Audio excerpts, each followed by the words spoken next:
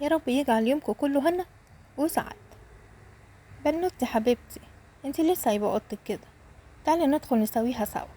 بس في الاول هناخد السجاد ونمسحه بالفرشة على خفيف، وبعدين نحطه في الشمس. على اخر النهار نبقى ندخله ونفرش بقى اوضتنا. على فكرة، انا هساعدك المرة دي وبس، مش معنى كده ان انا ساعدتك يبقى كل يوم اعملها لك. حاولي بقى ان انتي تقومي من النوم تسويها وتخليها زي الفل. ما فيهاش حاجة، هي سهلة جدا. كل ما تلاقي حاجة مش في مكانها حطيها مكانها. انت كده راضية عن الدولاب بتاعك؟ بصي نعم ربنا كتير عندك ازاي، بصي خيره ازاي. انت عارفة الدولاب بتاعك ده من كتر اللي فيه ما بتعرفيش تقفليه؟ معنى كده ان هو مليان خير، ممكن يكون غيرك ما عندهوش. طيب انا عايزه اقولك على حاجه، لو في حاجات في الدولاب بتاعك انت حاسه ان انت مش محتاجاها، شوفي غيرك يستفاد بيها، هياخدها وهيدعيلك، وفي نفس الوقت دولابك هيخف شويه. يا بنتي يا حبيبتي، انت عارفه لما بتيجي تخرجي بتقولي لي ايه؟ بتقولي لي يا ماما انا مش لاقيه حاجه البسها. معقوله الدولاب ده كله مش لاقيه حاجه تلبسيها؟ هو علشان مش منظم، وعلشان انت كمان ما عندكيش رضا. لما يكون عندك رضا هتحبي حاجتك، وهتركزي كويس قوي، تعرفي ان ربنا مديكي نعم كتير. بس انت مش شايفة النعم دي. ركزي وحسي بالنعم اللي عندك، علشان لو شفتي اللي اقل منك هتحمدي ربنا على اللي عندك. الحاجات دي كلها انت اللي منقياها وانت اللي مختاراها. هو ليه لما بتيجي تخرجي تقولي يا ماما مش لاقيه حاجة، مع ان خير ربنا عندك كتير؟ حاولي يا قلبي تبص عليهم من نظرة تانية، تبص ان في غيرنا ما عندهوش، وتبص ان ربنا كرمنا، تبص ان عندنا خير ممكن غيرنا ما يكونش عنده. فاحنا لازم نبص على الحاجة برضا ونحمد ربنا عليها، مش بكترها. مش دايما ان انا انزل واشتري، مش كل شوية ان انا اقول عايزة ازودهم او عايزة اجيب حاجة تانية، او الموديلات دي انتهت. لا، هي مادام مقاسنا نقدر ان احنا نستفاد بيها، هي سليمة وجميلة ولسه مقاسنا. يلا يا قلبي قومي وضبي معايا الدولاب، واستمتعي بحاجتك وانت بتطبقيها، استمتعي بيها وانت شايفاها، استمتعي بيها وحسي بيها. ادينا خلاص خلصنا الدولاب، كانش فيه اي حاجه. بس انت اللي مش منظماه، انت اللي مش عارفه تعلقي الحاجات كويس، انت اللي بتيجي من بره بترمي حاجتك، مش مهتميه بيها، او حاسه ان حد غيرك اللي هو انا اللي هساعدك فيها. لا، بعد كده ساعدي نفسك. تعالي بقى نشوف بقيه الاوضه. انت عاجبك كده المنظر ده؟ انت مكتبك كده ينفع ان هو يكون كده؟ يلا تعالي معايا نقوم نعمله. مكتبك ده يلا سويه لوحدك، حطي الالوان لوحدها وحطي لعبك لوحدها. ليه المكتب عامل كده؟ تعالي بقى نشيل المصلية بتاعتنا. بعد ما نصلي لازم نشيلها، ما ينفعش ان احنا نحطها هنا.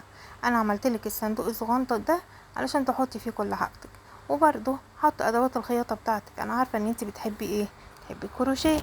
اشيلي كل حاجتك بنظام. هاتي المصلية وحطي كمان معاها الإسدال. وقت ما يأذن الأذان تجري على طول تاخدي المصلية بتاعتك وتاخدي الإسدال، وكل حاجة لازم ترجعيها لمكانها تاني. كده هتقدري ان انت اي حاجة عايزاها في اي وقت هتفتحي وتلاقيها.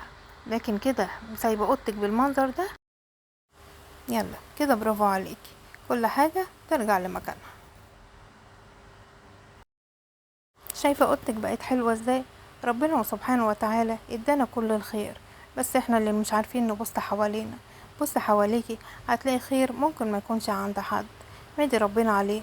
ربنا سبحانه وتعالى ادانا كل الخير اللي احنا نرضى بيه. ارضي يا بنتي بكل خير ربنا اداهن. هتريحي قلبك وهتخلي قلبك عمران بالرضا، علشان ربنا يوسعها عليكي دايما ويديكي اكتر من اللي انت بتتمنيه. بصي للي حواليكي هتحمدي ربنا، حتى لو هو اللي حواليكي ده اعلى منك، احنا في نعمة برضو. اللي حوالينا لو اقل احنا برضو في نعمة. بصي الدنيا بقت حلوة ازاي بعد ما مسحنا السجاد وطلعناه في الشمس، وضبنا دولابنا وقفلناه. بصي بقت جميلة ازاي. في اي وقت هتحتاجي اي حاجة من اوضتك هتلاقيها بسهولة، هتدوري عليها هتلاقيها في مكانها. ايه رأيك بقى اكافئك؟ تيجي يلا نخرج مع بعضينا. عايزاكي بقى تفتحي دولابك الحلو ده وتطلعي لي بقى طقم حلو، نخرج مع بعض نتمشى شوية. بعد ما وضبتي اوضتك يلا البسي احلى حاجة بتحبيها ويلا نخرج انا وانتي. ايه رأيك بقى؟ ادينا خرجنا، بس تحسي لما انت بتخرجي وسايبة بيتك نظيف او سايبة اوضتك نظيفة، تحسي ان انت ماشية مرتاحة. ولما تيجي تروحي، اول ما تدخلي اوضتك هتحسي ان انت مبسوطة. واول ما تدخلي ما تنسيش برضو ان انت تعلقي هدومك وتقفلي دولابك وتوضبي سريرك، علشان كل يوم تبقى هي دي حياتك، النظام والنظافة، وتحبي حاجتك وحاجتك تحبك. حاولي تحافظي على كل حاجة.